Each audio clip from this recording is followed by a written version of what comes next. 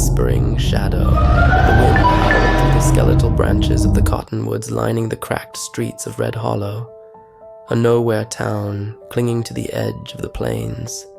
Eli Tanner dragged himself up the warped steps of his sagging porch, his boots heavy with the weight of a 12-hour shift at the mill.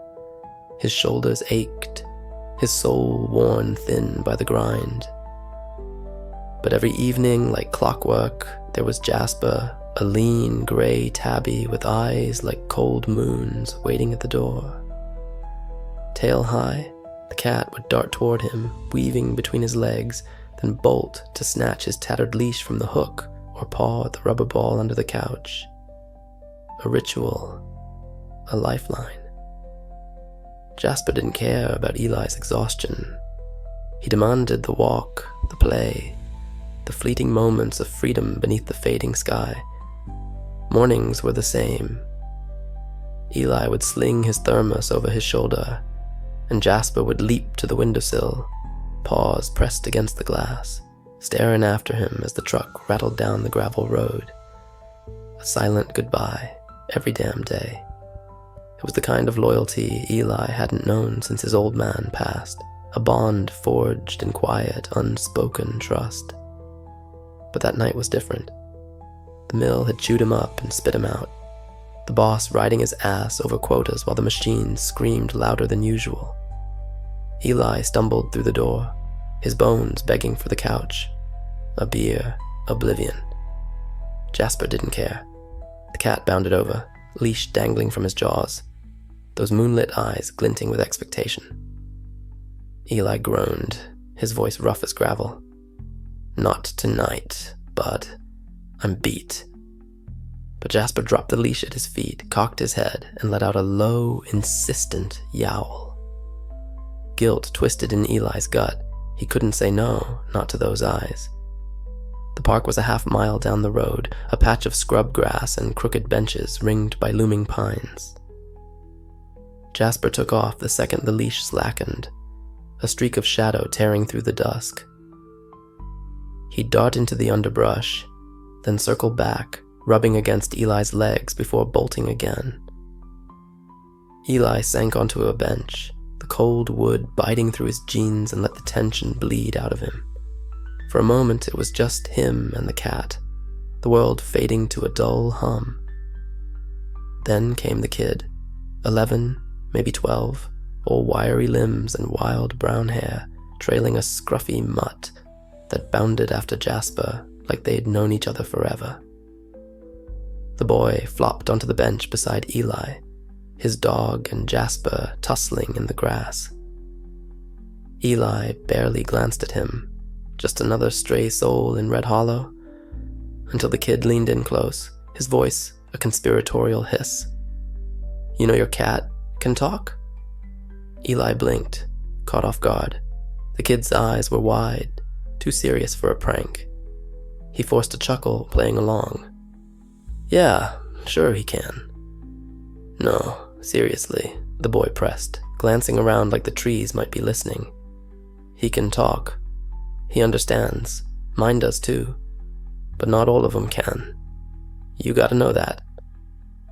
Before Eli could respond, the kid whistled sharp, and his mutt peeled away from Jasper, trotting after him as he vanished into the twilight.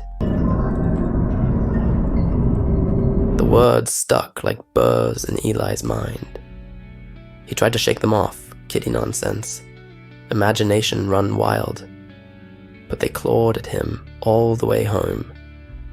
Jasper padded alongside, oblivious, chasing moths under the streetlights.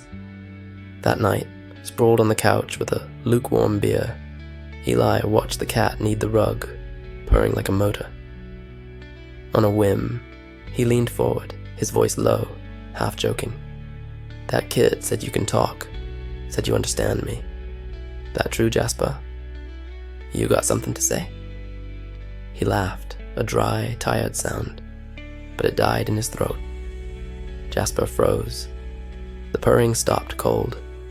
Those moonlit eyes locked on Eli, unblinking. For the first time in years, a chill crawled up his spine. The cat didn't blink, didn't move, just stared, then turned and slunk to his corner, curling up on his rug, silent, distant. From that moment, everything changed. No more leash, no more ball, no more morning farewells at the window. Jasper became a ghost in his own house, cold, aloof, a shadow slipping through rooms. Eli's calls went unanswered, his outstretched hand ignored. The cat's absence carved a hollow in his chest, sharp as grief. He booked a vet appointment, figuring stress or sickness had gotten to Jasper's head. Next evening, he'd take him in, get answers. But when Eli got home from the mill, Jasper was gone. No sign, no overturned trash, no paw prints, nothing. He tore the house apart, shouting the cat's name into the empty rooms. Panic gnawed at him. He filed a missing report with the sheriff, who shrugged it off with a tired, "Cats wander, Eli. He'll turn up." That night, the footsteps started, late past midnight, when the wind had died and the house creaked under its own weight. A slow, deliberate tap, tap, tap approached the front door.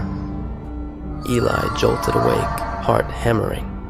A knock, sharp, insistent.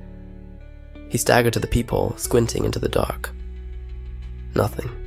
Another knock, louder, then a guttural, scraping sound, claws raking wood, and laughter. Low, jagged, like something caught between a snarl and a scream. Eli flung the door open, shotgun trembling in his hands. The porch was empty, but the air reeked of damp fur and something sour. Dawn revealed claw marks gouged deep into the doorframe, paw prints pressed into the dust. Too big for a cat, too deliberate. The next night it came again. Footsteps, knocking, scratching. That laughter, louder now, clawing at his skull. Then the voice, gravelly, wet, like it was dragged up from some black pit. "You want to know if I could talk? See, here I am." The laughter erupted again, sharp and unhinged, fading into the pines.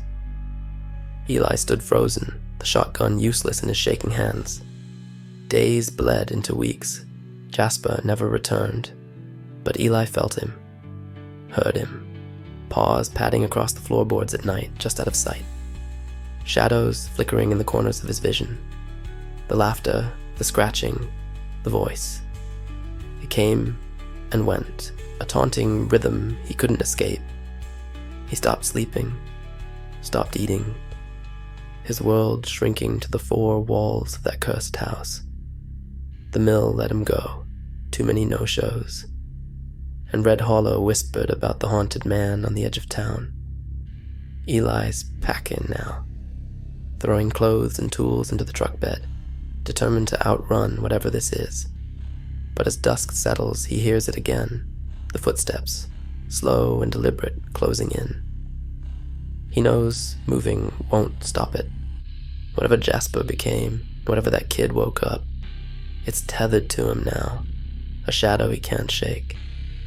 Last night he found fresh claw marks on the truck's hood, and a single word scratched into the paint. Mine. He'll leave Red Hollow tomorrow. But deep down, Eli knows. Wherever he goes, those moonlit eyes will follow.